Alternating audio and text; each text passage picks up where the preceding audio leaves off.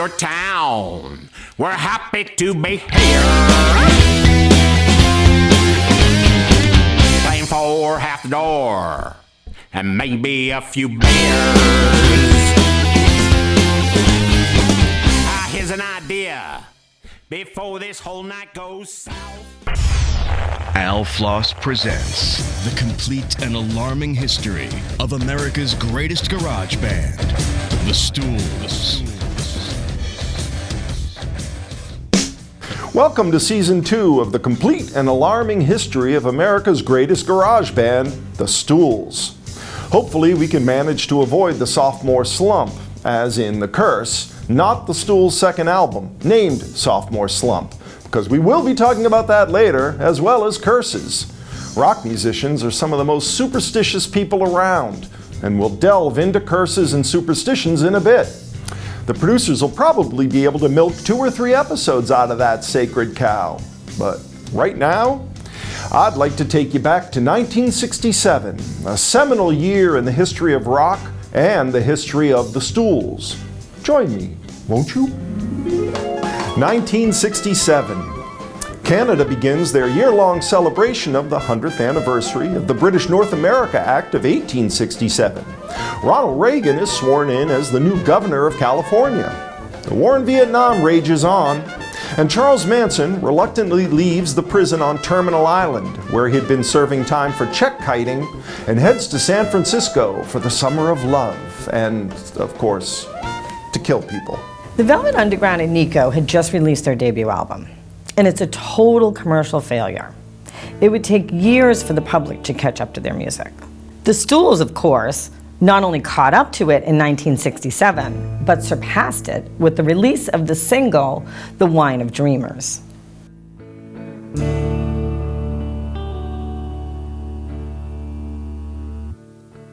The day breaks through my window like a rock thrown from a car.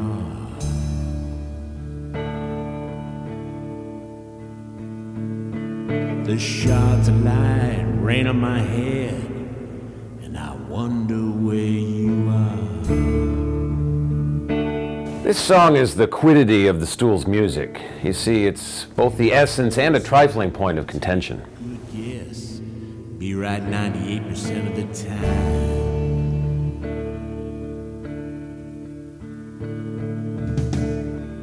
It's that other. So on June 1st of 1967, the Beatles released Sgt. Pepper. Total game changers. Everyone, including the Stools, had been dabbling in the psychedelic music, but it took the Beatles to show that it could actually make money. The Stools' excursion into psychoactive experimental singles would become a working model for all psychedelic music that came after them. But remember, a model can be both an exemplar and a copy. Once Sgt. Pepper hit, the gold rush was on. Every record label had to have their hippie band for the summer of love. Mitch Miller had finally left Columbia Records, so even they got into the psychedelic rock business. Trying to make up for lost time, they got into a bidding war over Moby Grape, of all bands, and it cost them dearly. Moby Grape's manager was Matthew Cates, a real waterbug of a man. He claims he invented the San Francisco sound. Huge guy, over 6 feet tall, 6'5" with a cowboy hat on, which he always wore. He tried his hand at being a folk singer, but when that failed, he became a manager. First he signed Jefferson Airplane, and when they fired him, he took off with their drummer, Skip Spence, and formed Moby Grape. When Cates was managing the Jefferson Airplane, he had this one idea to put the band's records inside coffee cans on the lids, because everybody drinks coffee. Plus, his twin brother was in the coffee can manufacturing business. He had people in the office answer the phones, not with a hello, but with a Jefferson Airplane loves you. Hippies. Cates' whole deal was owning the name. He didn't care about the music. He felt that the brand, not the band, was what was important, and he was going to own the brand. He got bands like Jefferson Airplane, It's a Beautiful Day, and Moby Grape to sign these contracts where Cates would end up owning the band's name and logo, and only he could dictate who would perform under that name, and he could hire and fire band members at will. He also had a stranglehold on all the songwriting copyrights and royalties. He even had a clause inserted where he was allowed to terminate the royalties due any member of one of his bands if they were caught in a scandal, even if that scandal happened before they were in the band. All he had to do was dig up some dirt and he could pocket all the royalty checks himself. Yeah, I think Al Floss, the Stools manager, was a little jealous of him. Al Floss hated Cates. So Cates had his own label called the San Francisco Sound Records so that he could claim he invented the San Francisco sound. And then he rushed out and made an album from demos, leftover songs, and outtakes from the folky Tim Hardin right after he died, but that was really about it. Cates was one of the litigants that brought down Napster. That's all you need to know about him. Last I heard, Matthew Cates was living in Malibu and keeps running for political office, but keeps losing. Cates has 2 cats, Mittens and Mr. Kitty. So how bad can he really be? Well, I'll answer that question right after these commercial messages.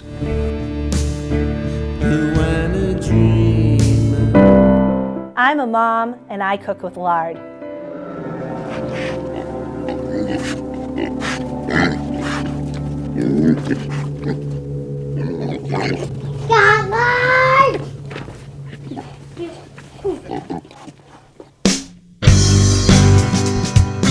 So Columbia Records is looking to make a splash with their new psychedelic band, Moby Grape, and they pull out all the stops. They even steal a page from Al Floss's playbook and release 5 Moby Grape singles off their debut album at the same time. Floss takes this affront personally. Oversaturation is his trademark. To pay Columbia back for what he saw as intellectual property theft, Floss hires 2 teenagers to sneak backstage and party with Moby Grape at the Monterey Pop Festival, keeping the headliners busy as Floss worked his magic. See, D.A. Pennebaker was filming the show, which came out as the documentary Monterey Pop. But Floss tells Lou Adler that Moby Grape's manager, Matthew Cates, is demanding $1 million up front for Moby Grape to appear in the movie. Adler laughed and moved the band from their prime spot in the lineup playing Saturday night, had them go on at sunset on Friday when the place was almost empty. And the cherry on the sundae is that Floss had the girls he hired to keep the band busy, he had them file consorting with underage female charges against the band. And he liked Floss, he would used to joke, I put the rape in Moby Grape. Just days earlier, Moby Grape was in New York to tape a TV show, and 3 of the members got arrested for contributing to the delinquency of a minor when they were caught in the back of a car with a 17-year-old girl. Well, they paid a small fine, and they made it to the taping on time. The Stools immortalized this incident in their song, Cindy with an S.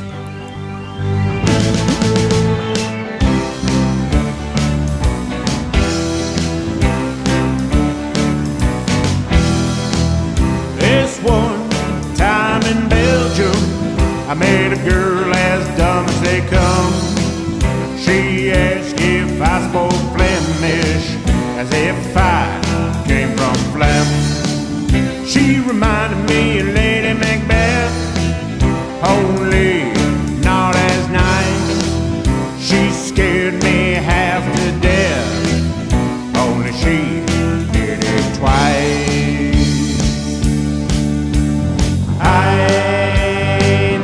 Should have said yes to a girl that spells Cindy with an S. In music, as in life, variety truly is the spice. Howsoever, variety can mean many types, or one particular, and therein lies the rub. A spice rub. Actually, Jerry Miller, Skip Spence, and Peter Lewis of Moby Grape were arrested with a 16-year-old girl and her 2 17-year-old friends in San Rafael while parked on an isolated fire road at 2 in the morning. They made it to the taping in New York, and the lawyer, Terrence Halliman, got them off by arguing that the girls were only there to prepare a story for their high school newspaper. The jury deliberated for 90 minutes before acquitting them.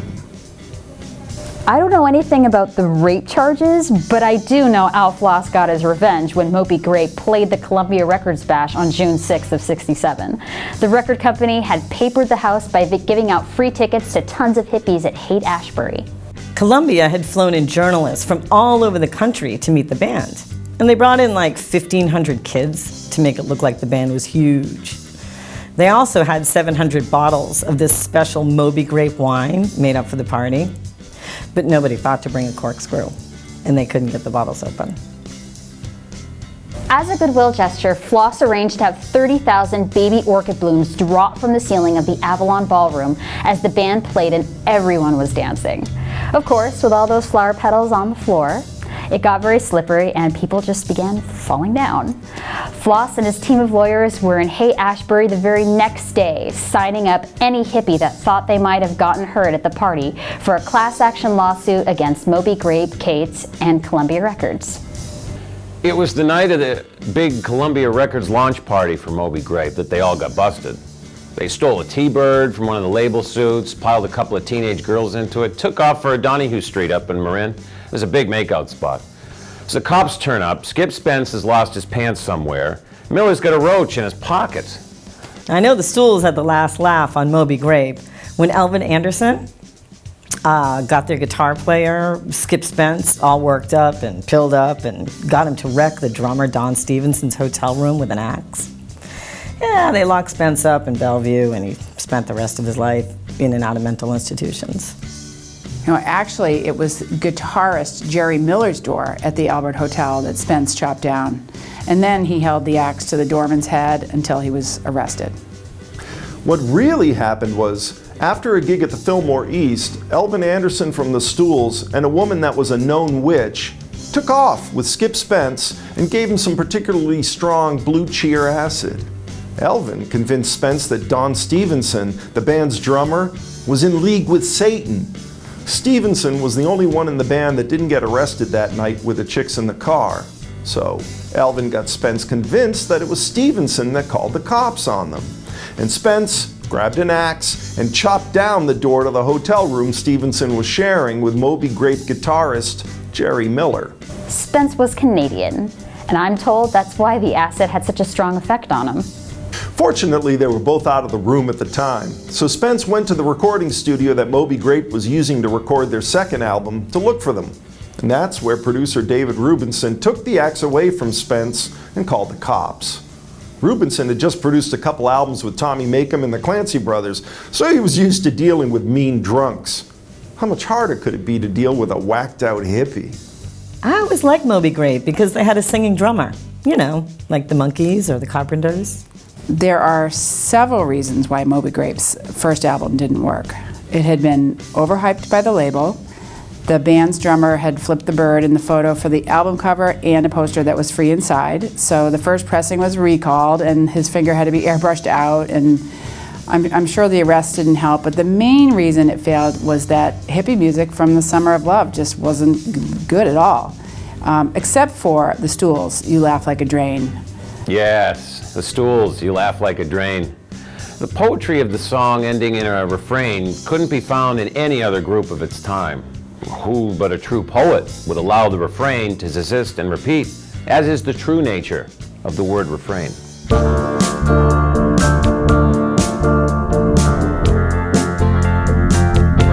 You laugh like a drain.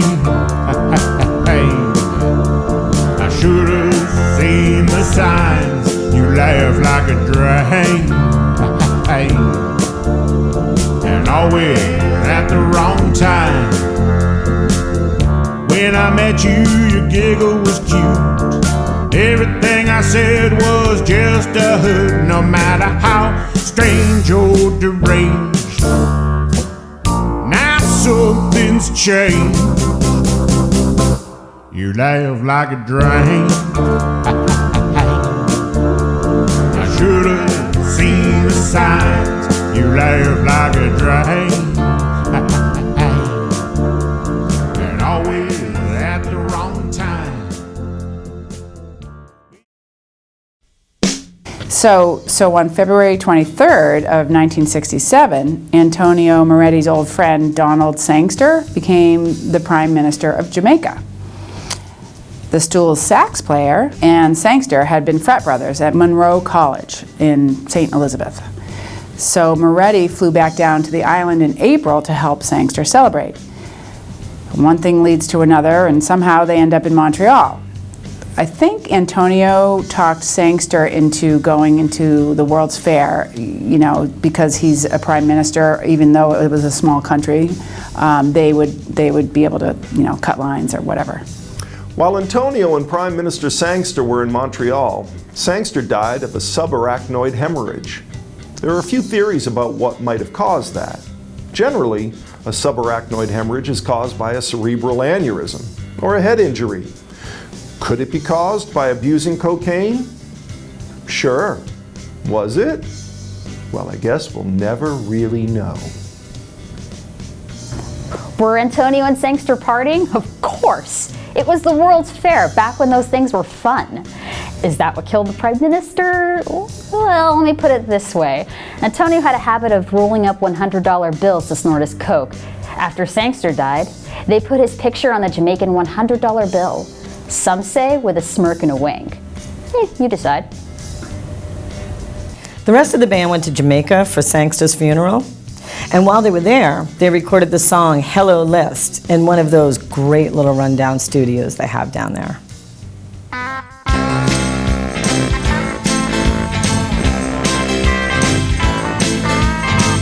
Just another Monday morning, they warned me this would come.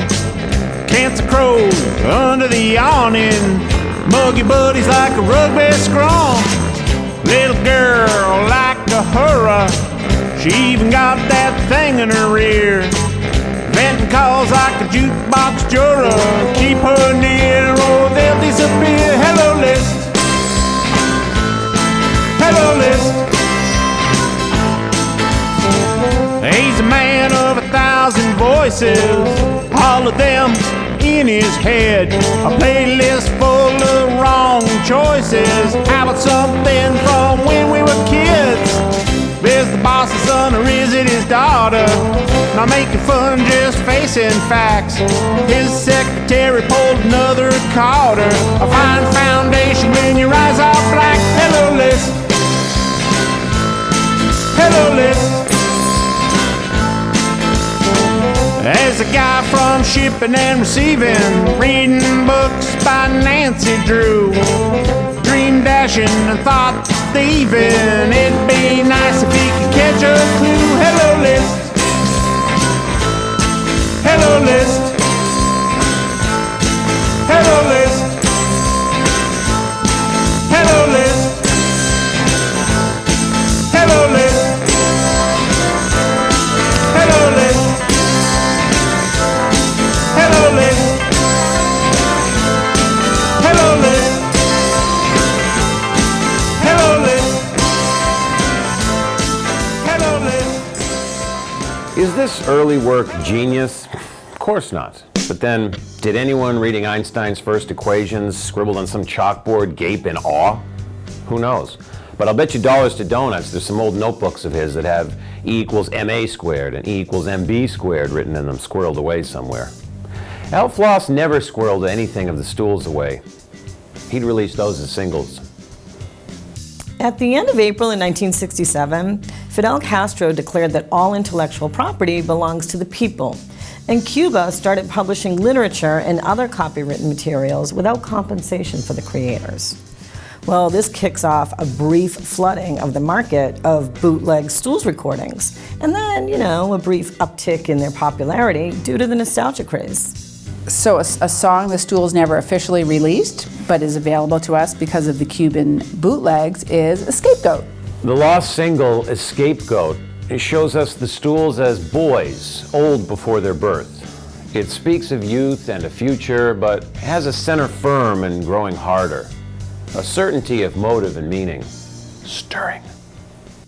Here comes my girl, just walking down the street. Once again, I'm late for our date.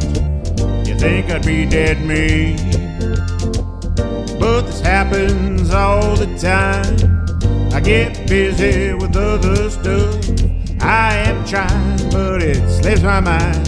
You think she'd have enough? But you can tell a lot by how we treat them. And if pigs could talk,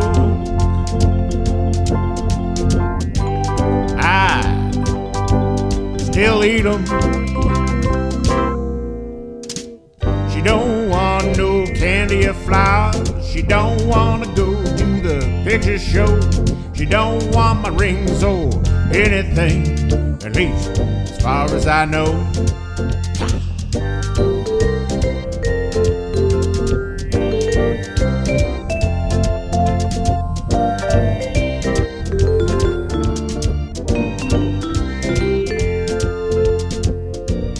Tip my hat to her parents. If I ever meet them. But if pigs could talk, I'd still eat them. So I pick her up at her house just to change things up. Who's this hoodlum? She's canoodling while I'm standing in the shrubs. That's what I get for falling in love. I have no idea why the Stools never officially released a scapegoat. We can only assume they were simply overwhelmed by the sheer volume of work they were producing, and it was easy for things to fall between the cracks. And we'll try to fill in even more of those cracks next time, as the complete and alarming history of America's greatest garage band, the Stools, continues. Join us then, won't you?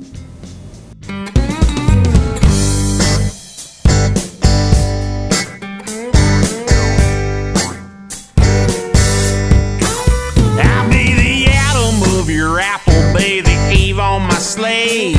We'll find a little garden that we two can leave.